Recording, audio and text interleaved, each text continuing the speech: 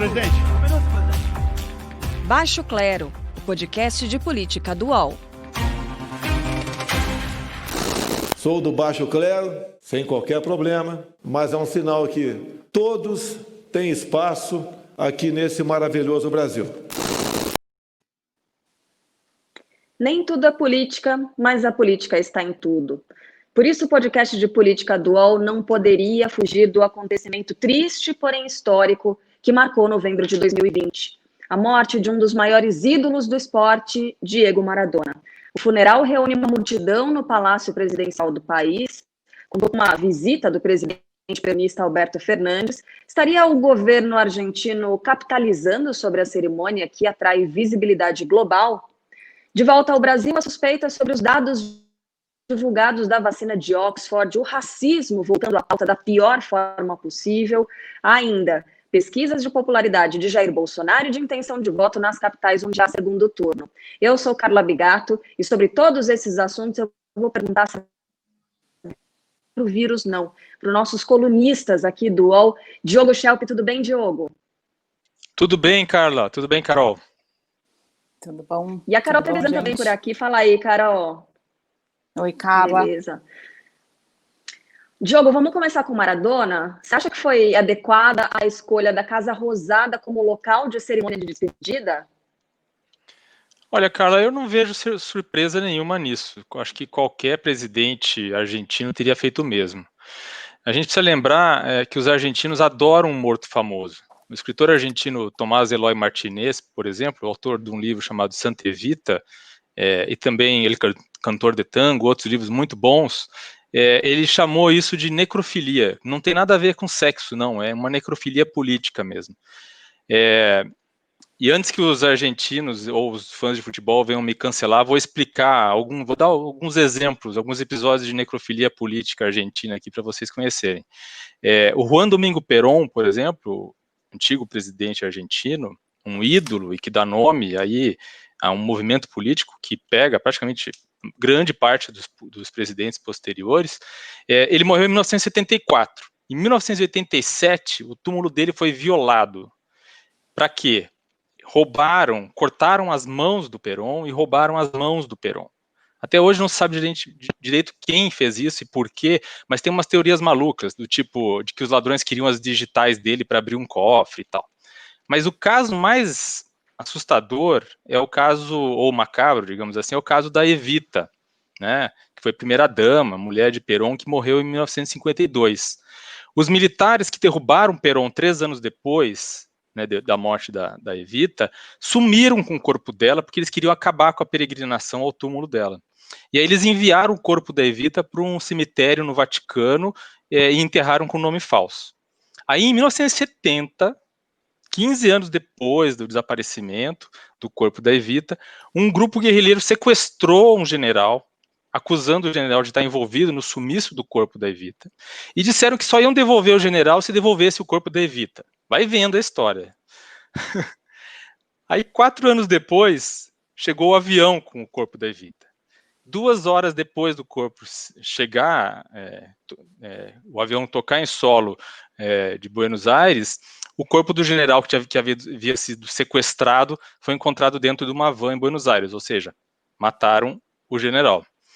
E tem mais histórias. Se você for no cemitério da Chacarita, em Buenos Aires, você pode visitar o túmulo do cantor Carlos Gardel, e lá tem uma estátua do Carlos Gardel, praticamente quase tamanho real, com o dedo nessa posição, assim, nos dedos nessa posição, a posição do cigarro, ele fumava muito. E se você for lá todos os dias, qualquer dia, você vai ver um cigarro novo no dedo do Carlos Gardel. E aí tem outras histórias. O Néstor Kirchner, por exemplo, que foi presidente da Argentina e morreu em 2007, a Cristina Kirchner, que foi sucessora dele, mandou construir, e que é atual vice-presidente, né, mandou construir um mausoléu caríssimo e para colocar o corpo do ex-presidente. E o cara que construiu esse mausoléu, um empreiteiro, envolvido lá em obras sem licitação e tal, a polícia descobriu várias maracutaias dele e começou a surgir o boato de que havia dinheiro escondido dentro do mausoléu do Néstor Kirchner. Então a polícia foi fazer uma vistoria no mausoléu para ver se encontrava. Enfim, São apenas algumas histórias da necrofilia política argentina e para mostrar que o Alberto Fernandes e o uso político da morte de Maradona não é nada perto dessas outras histórias. Bom, o Maradona, ele escancarava as opiniões políticas dele, né? O que para os argentinos não provoca assim uma rejeição tão grande, né? Que deva ser considerada. Ô, Carol, dá para imaginar isso aqui no Brasil, porque as coisas estão muito polarizadas por aqui, né? Carla, eu vou ser sincera, eu prefiro essa paixão que o argentino demonstrou por um ídolo que era o Maradona, do que uma passividade diante das injustiças, né, do país.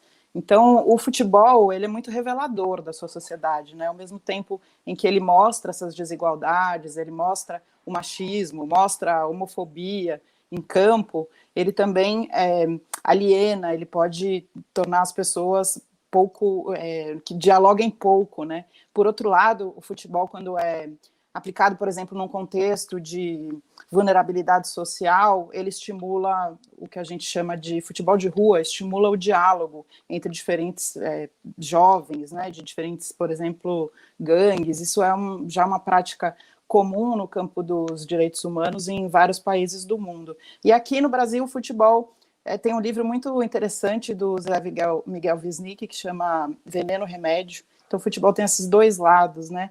Mas eu prefiro, assim, quando o futebol tem um pouco mais de política, para te falar bem a verdade, porque ultimamente os jogadores, esses ídolos que nós temos atualmente, não tem falado disso, né? A gente esqueceu Garrincha, a gente... A democracia corintiana foi, acho que, a última o grande movimento que envolveu o futebol a favor da democracia, que era com Sócrates, e o Casagrande é um resistente que está aí e continua falando sobre isso, né? Mas seria importante, acho, retomar essa dimensão política também com esses ídolos que tem tanta paixão envolvida, né? Que o futebol seria uma ferramenta para a gente poder falar de muitas coisas.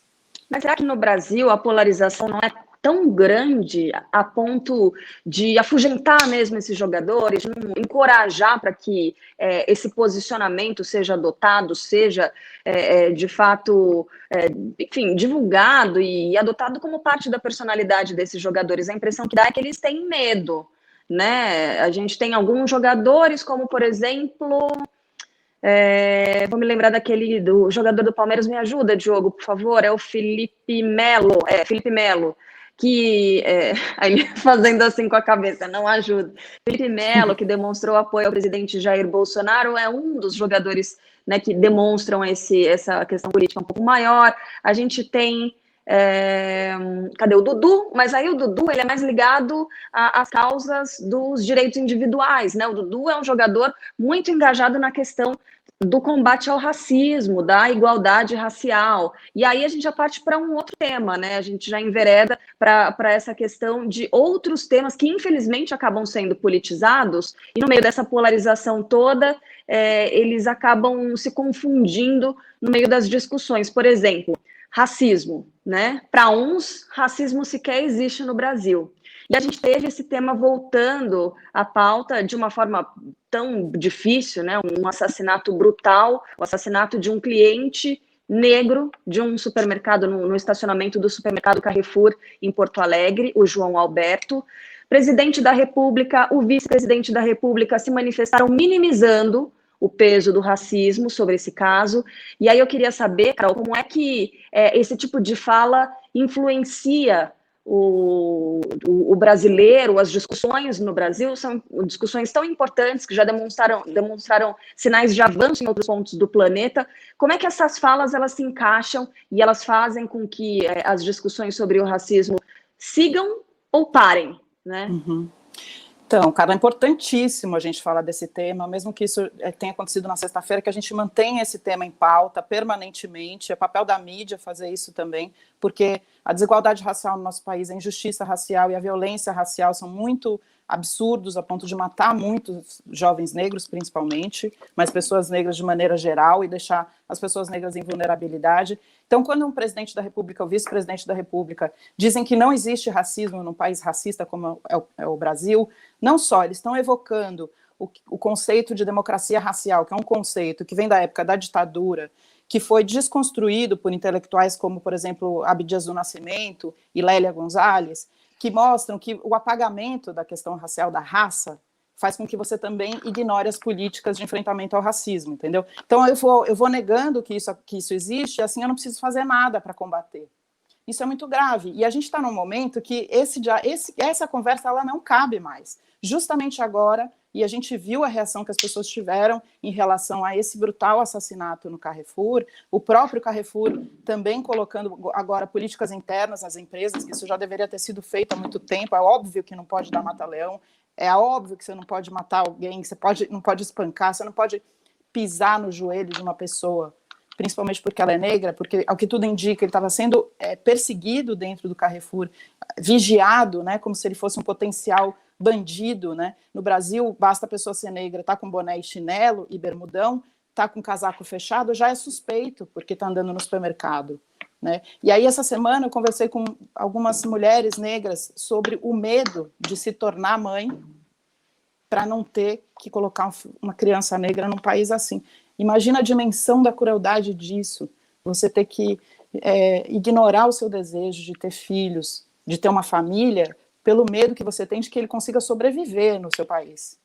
Imagina a dimensão disso. Então, assim, não dá para você negar o racismo. E foi muito bom que isso tenha acontecido nesse momento do segundo turno, quer dizer, bom, né? Obviamente, não foi bom a morte de ninguém, mas eu estou dizendo que nesse momento de uma campanha política isso tenha acontecido, porque os candidatos tiveram que falar sobre isso. E foi muito interessante ver que muitos deles não tinham nenhuma ideia do que é uma política pública de enfrentamento ao racismo. Isso vai revelando quem são as pessoas que lutam contra o racismo e quem tem resquícios de racismo ou racismo mesmo dentro de si mesmo, né? Porque o racismo é estrutural, então ele está em todos nós enquanto sociedade. Cara, então por isso essa dimensão. Diogo, presidente da República negando, vice-presidente também, uma coisa assim tão demodê, né? Tão século passado, tão não sei nem como descrever, porque inclusive o Hamilton Mourão fala em pessoas de cor. É uma coisa até difícil de encaixar no nosso contexto atual, né, de 2020. Você vê, quando uma pessoa nega que existe racismo no Brasil, quer dizer, esse é o extremo, né, o ponto extremo que se pode chegar num tema como esse, né? Então, a Carol falou bem, essa coisa do negacionismo, da mesma forma como você...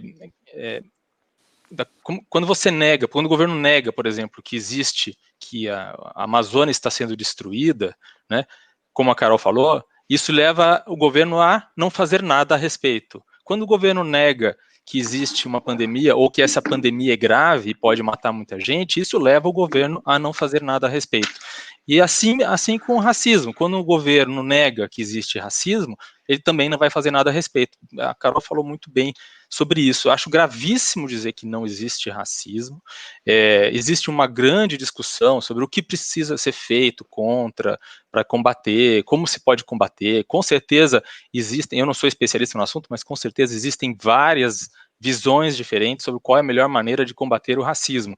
Agora, dizer que não existe realmente é algo que coloca a pessoa num extremo do espectro político, que é, no caso, a extrema-direita, que nos Estados Unidos não só nega, como incentiva e enaltece, né, manifestações racistas.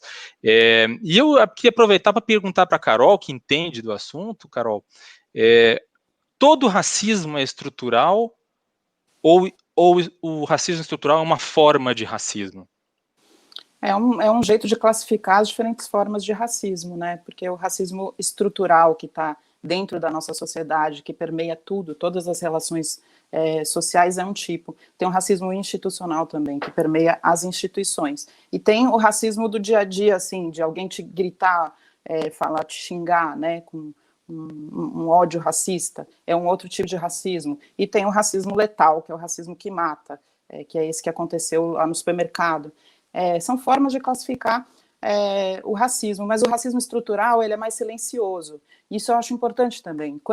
É a mesma coisa do negacionismo, quando a gente não fala sobre, quando a gente não reage sobre uma situação de racismo, ele se alimenta.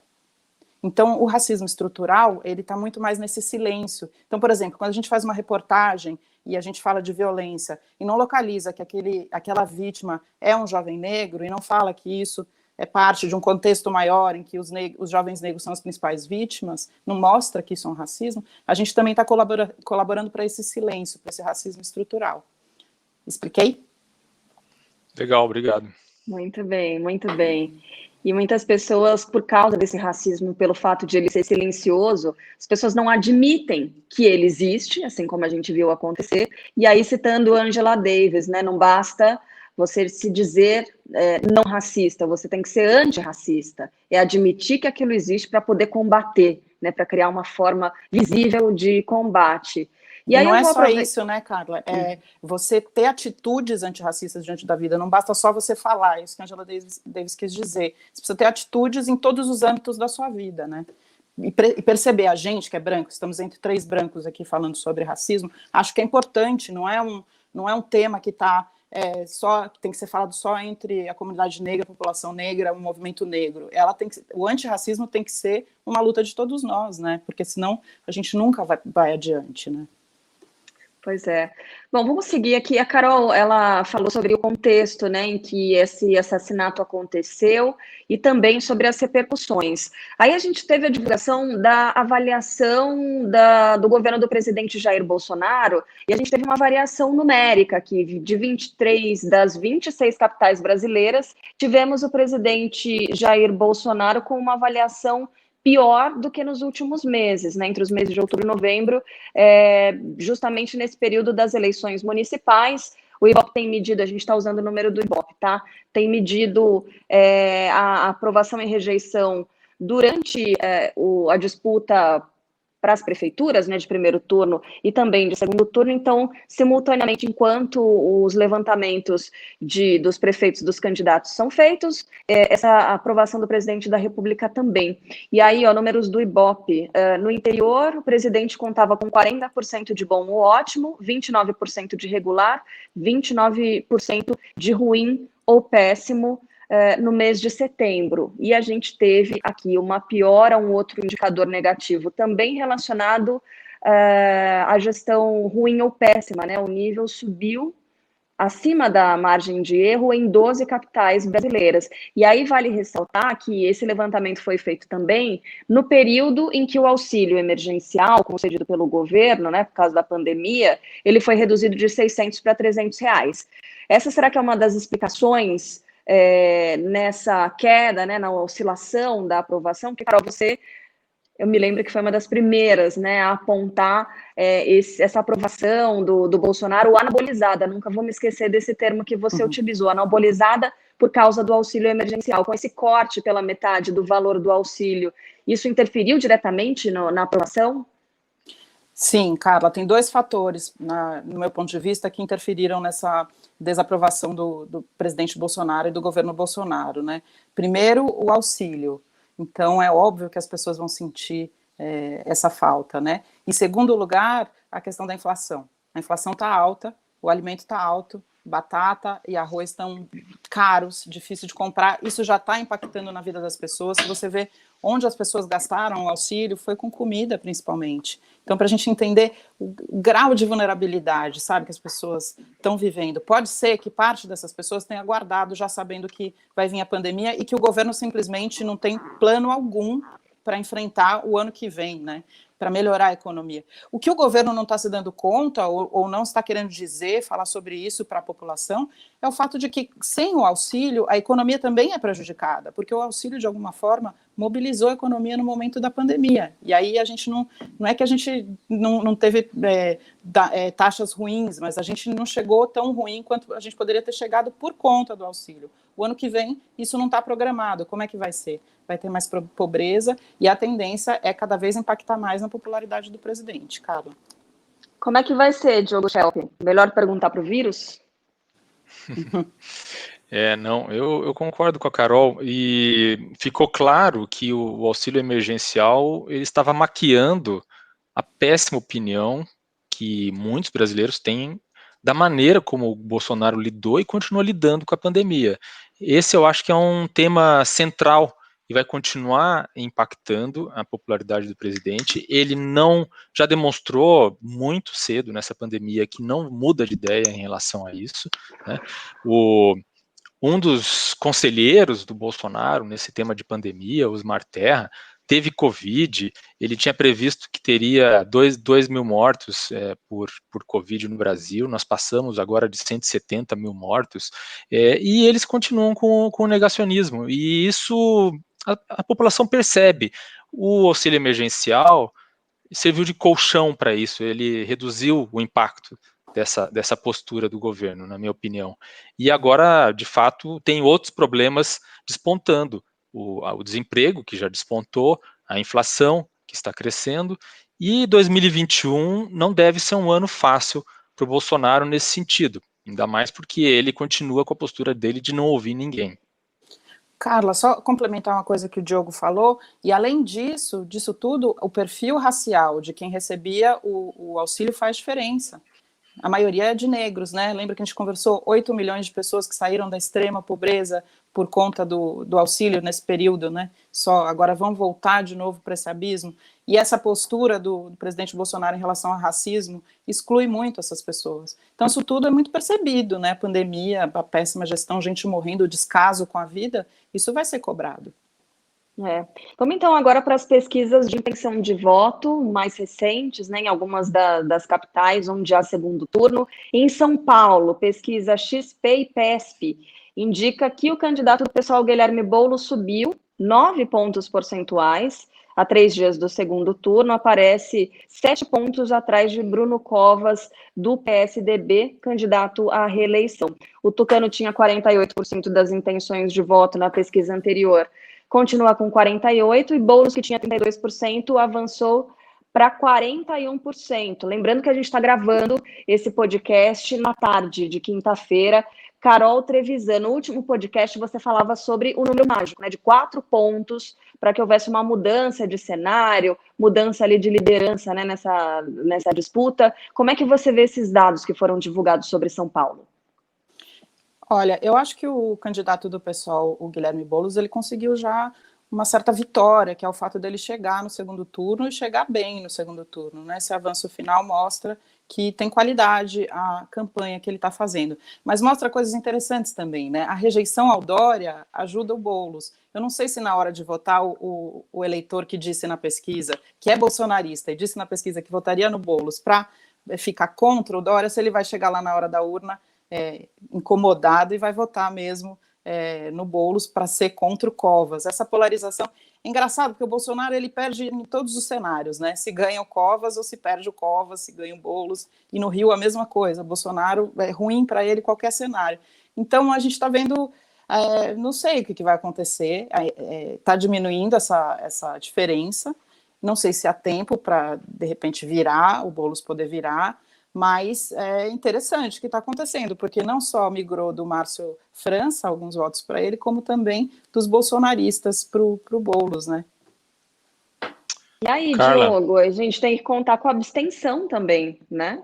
Exato, exato. Essa é uma preocupação da campanha do Covas, a abstenção, porque a percepção deles é a seguinte: como você mostrou na pesquisa, a intenção de voto do Bruno Covas não mudou. O que cresceu muito foi a intenção de voto do Boulos. Ou seja, ele cresceu sobre os indecisos, né, e sobre aqueles que declaravam voto branco ou nulo. Isso é um mérito do Boulos, esse crescimento, mas pode significar também que esse crescimento tem um limite, e é justamente a base que já definiu o voto para o Covas, que aparentemente não tem tanta disposição de mudar de voto.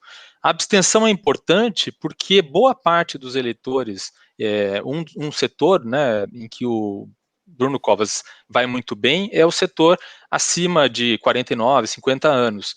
Se as pessoas com mais de 60, por exemplo, não forem no domingo, isso pode impactar na votação do Bruno Covas e pode permitir que o Boulos encoste nele. Agora, tem um outro fator que é um problema para o Boulos e é um problema de uma campanha mais curta.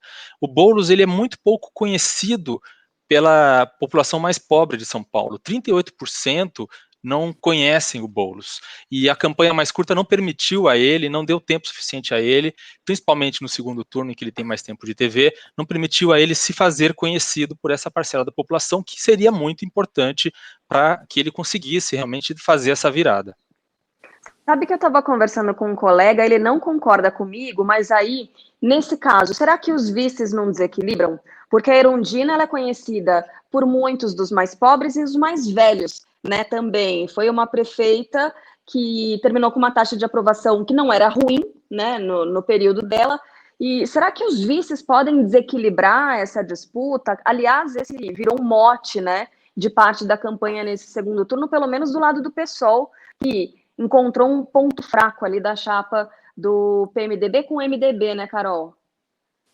É verdade, né? O Ricardo Nunes está sendo atacado o tempo inteiro pela campanha e com razão, né? E aí cobra-se do candidato Covas uma postura em relação aos direitos da mulher, em relação ao enfrentamento ao machismo também. Então, isso foi uma arma que acabou... Por que o Covas não escolheu uma mulher, né? Foi por conta dessa aliança que ele fez com os outros partidos. Então, isso está sendo agora cobrado dele. É normal, né? Isso faz parte do jogo político, né, Carla? Bom, vamos lá. Ibope no Rio de Janeiro. Eduardo Paes tem 53%, Crivella aparece com 28% no último levantamento. Aparentemente, a gente já tem a situação definida no Rio, né? E em Porto Alegre, aquela virada de mesa, né? Sebastião Melo do MDB aparece agora no Ibope com 49% contra 42% da Manuela Dávila do PCdoB. Bom, além da transferência de votos no primeiro turno por causa da desistência do Nelson Marquesan Júnior, né, a gente já citou esse ponto aqui, que mais que pode explicar essa empacada da Manuela, hein, Carol? Eu acho que tem uma rejeição muito grande ao PCdoB também. O segundo turno tem a ver com rejeição, né? Então, se a gente não consegue mexer aí na rejeição, fica difícil de conseguir avançar mesmo. Então, eu acho que tem a ver com isso, Carla. Além do mais, a coalizão de partidos que tem o Melo é enorme, junta de rede a partidos do Centrão e todo mundo. Então, ele tem muita força política. Então, a desistência, acho que impactou muito para a Manuela, mas está bem empatado, né? Muita coisa pode acontecer ainda. De qualquer forma, acho que Porto Alegre é interessante porque o caso do racismo aconteceu lá. E agora a Manuela disse que na campanha dela que o Melo e os apoiadores dele são racistas, e ele teve que responder a isso, e aí ele pediu para retirar esse vídeo da campanha, e o juiz negou de retirar esse vídeo da campanha. Então agora está uma disputa sobre quem entende mais sobre a questão racial. E fui ver nos planos de governo, o plano de governo da Manuela tem sim esse tema do enfrentamento ao racismo, no do Melo não tem. Quer dizer, os candidatos, de maneira geral, estavam muito despreparados para lidar com essa questão. Como o PCdoB tem mais ligação com esse tema do racismo, ela estava mais preparada. Vamos ver como é que as coisas vão lidar agora, né? É interessante a disputa, está quase ali empatado, né? Nessa altura do campeonato, falta muito pouco tempo, né, Diogo? Não tem como adaptar a campanha, por exemplo. É possível ver como os candidatos estão se moldando aos fatos, né? Os fatos acontecem, a discussão em São Paulo, isso é muito interessante, né? O debate vai se desenrolando e é muito interessante porque os dois candidatos em São Paulo, vou voltar a Porto Alegre, mas antes queria falar de São Paulo, os dois candidatos, eles não negam debate, não negam ir à imprensa, não negam se submeter às perguntas, a um enfrentamento direto, e eles estão sendo sabatinados o tempo todo, o que, obviamente, como a gente viu, não aconteceu com o vice, que de fato o Bruno Covas tentou esconder, ou vem tentando esconder, e é o calcanhar de Aquiles. Mas em Porto Alegre, esse debate não está se dando dessa forma, e é isso o que eu acho que talvez esteja impactando bastante na Manuela.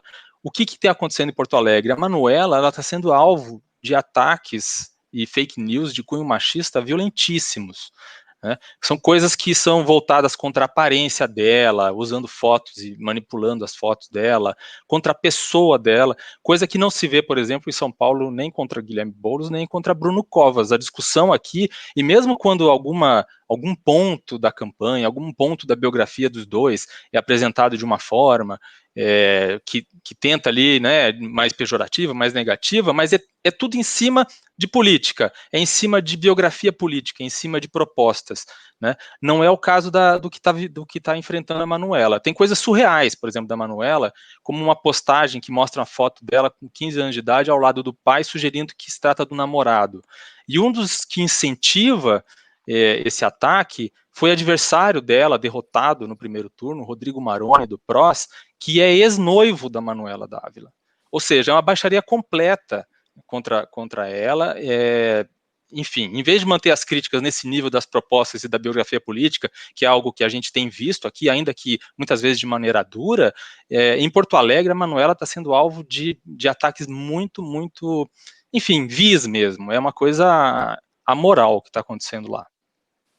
Só para lembrar desse rapaz, a gente contou aqui o caos, né, da cantoria no fim do debate. É a mesma pessoa, se trata da mesma pessoa. Pelo jeito, não tem muita vergonha, né, de passar vergonha no débito ou no crédito, como costumam dizer na internet. Vamos mudar, mas esse então, tipo de postura não pode ser tolerada, né? Isso que a gente está falando, a gente está chegando... É um momento da sociedade em que não dá mais para você fazer esse tipo de... Ainda mais você, no meio de uma campanha política, permitir que o seu oponente seja violentado desse jeito. É uma violência, né? Uma agressão.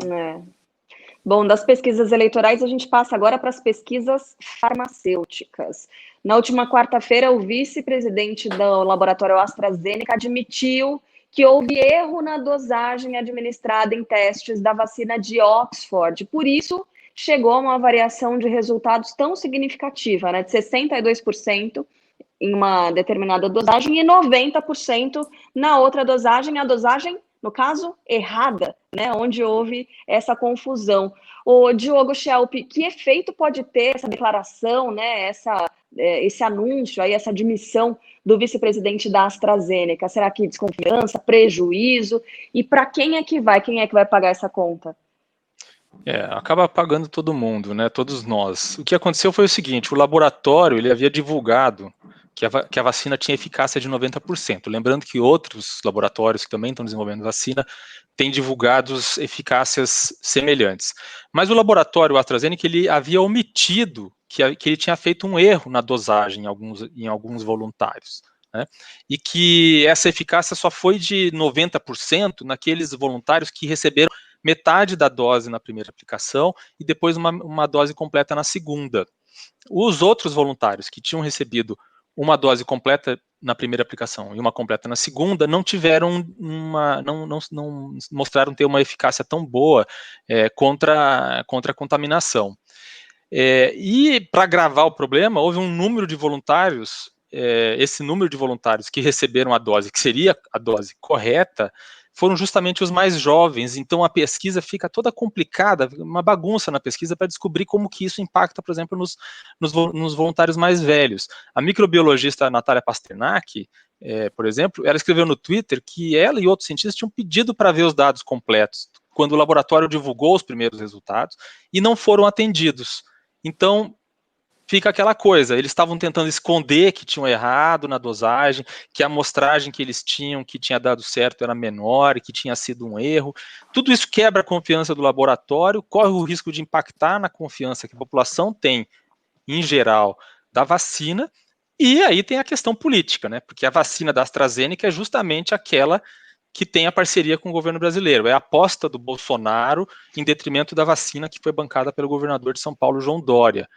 Então, esse erro da AstraZeneca mostra por que também foi um erro do Bolsonaro excluir a Coronavac das possibilidades de imunização, né? Por quê? Porque se algo desse errado com a vacina na qual ele tinha apostado, pelo menos tinha outras opções, mas o presidente não pensa na saúde pública, ele só pensa nos ganhos políticos que ele pode ter. Ô, Carol, se isso tivesse acontecido nos testes com a Coronavac, será que teria acontecido, hein? Será que a Anvisa teria paralisado novamente as pesquisas, evitado que os voluntários brasileiros continuassem participando? É possível que houvesse algum tipo de descontinuidade, né? Mas espero que não. Espero que a gente tenha, com os episódios passados, adquirido um pouco mais de consciência em relação à saúde de toda a população, né, Carla? Para não politizar Pelo menos isso, né, gente? Saúde não dá, não. Bom, vamos para um intervalo bem curtinho. Já já tem o segundo bloco por aqui, tem frigideira. Posse de Bola é o podcast semanal do All Sport sobre futebol. Às segundas e sextas-feiras, eu, Eduardo Tironi, converso com Juca Kfouri, Mauro César Pereira e Arnaldo Ribeiro sobre o que há de mais importante no esporte favorito do país. Você pode ouvir o Posse de Bola e outros programas do UOL em uol.com.br/podcasts, no YouTube e também nas principais plataformas de distribuição de podcasts.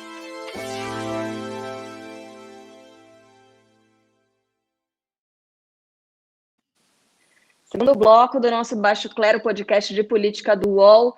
Frigideira, na semana passada foi o Diogo quem puxou a frigideira, então hoje, Carol Trevisan, quem é que você frita? Carla, pode ser que a minha frigideira seja a mesma do Diogo, porque eu acho que a gente chegou num lugar que não tem como ser outra pessoa nesse momento. Aliás, tem, né? Porque teve muita atrapalhada essa semana. Mas quem vai para a minha frigideira da vez é o ministro da Saúde, o general Pazuello.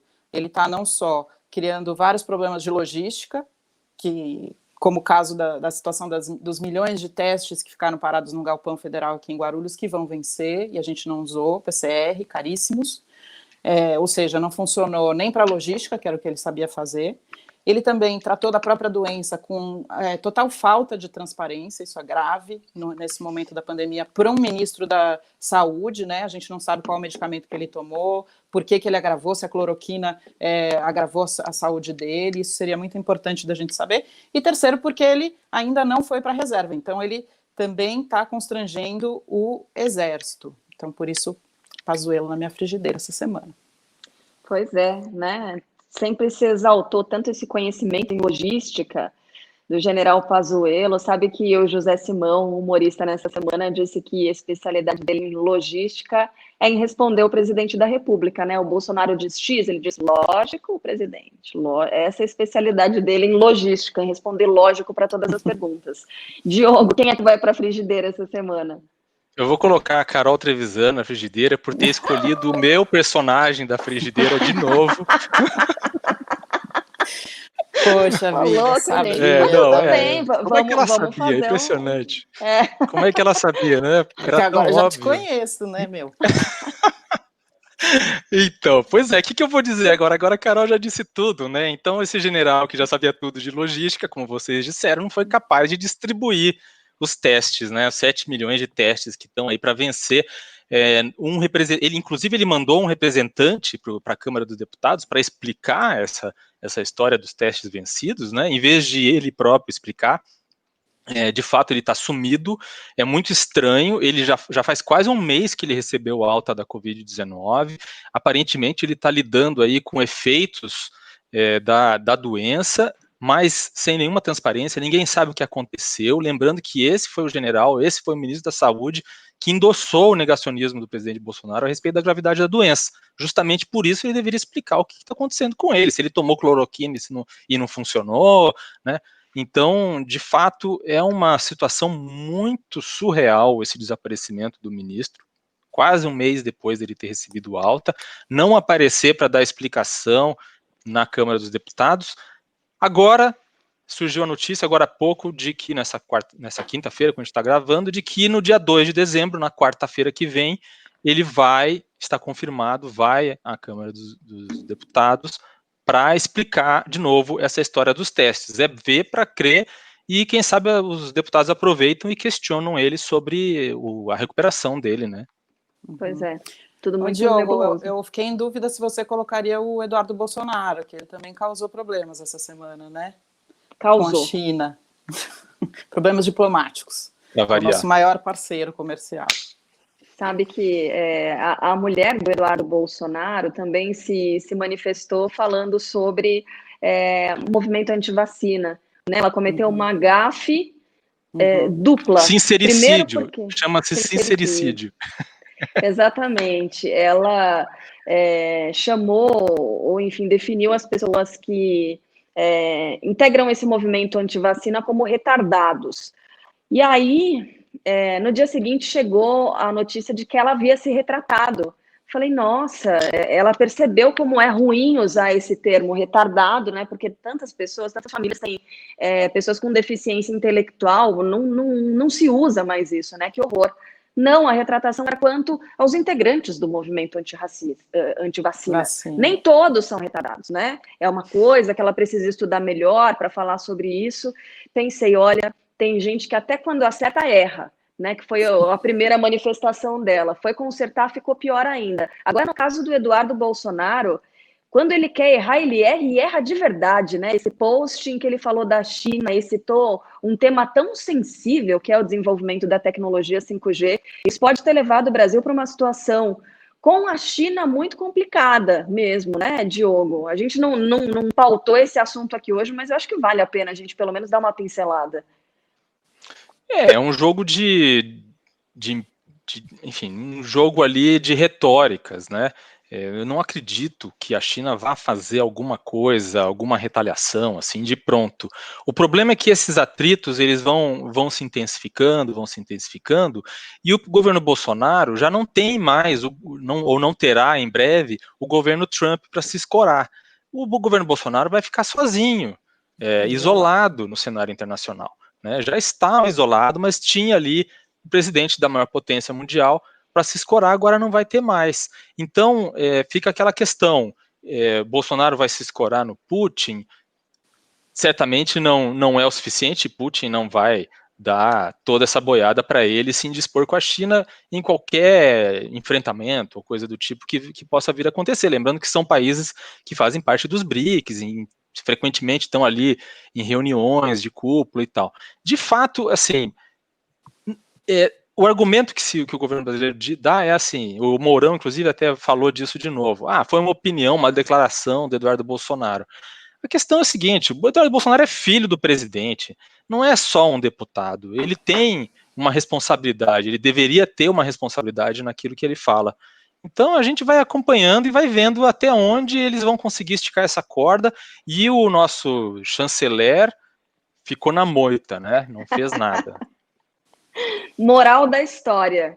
Tivemos uma frigideira bem recheada de Pazuello e um tiragosto aí de Eduardo Bolsonaro, né? E outra coisa também, outra observação, já notei, Diogo Schelp, Carol Trevisan sempre deixa um outro personagem na manga, né? Porque se você tivesse ido primeiro e tivesse dado o Pazuello, ela tinha ido no Eduardo Bolsonaro, que não seria má ideia, viu, Carol?